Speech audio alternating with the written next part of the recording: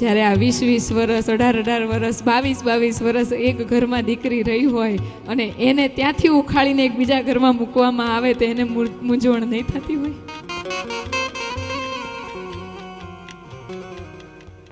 બધું જ જાણીતું મમ્મી પપ્પા ઘર જાતે સજાવે છે અને સજાવતી ક્યારે થાય? 18 વર્ષની થાય ને ત્યારે એને એમ થાય કે હવે હું મારું ઘર સજાવું ને જ્યાં સજાવટ પૂરી કરે ને ત્યાં તો એ ઘર છોડી દેવાનું હોય, પછી પાછું બીજું ઘર જઈને નવું સજાવવાનું હોય.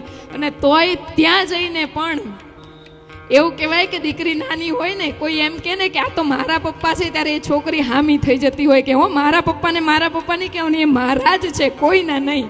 એ દીકરી જે પોતાના પિતા સિવાય કોઈને બાપ માની ન શકે અને દુનિયાના કોઈ પાત્રને પોતાના બાપ સાથે શેર કરી ન શકે, એ દીકરી આ બધું જ એક જ દિવસમાં છોડી અને આખો નવો પરિવાર અપનાવે છે. ત્યાં જઈને પપ્પા મમ્મી અને સાસરે જઈને ફોન કરે, પપ્પા મારા ઘરે આવજો. મારું ઘર?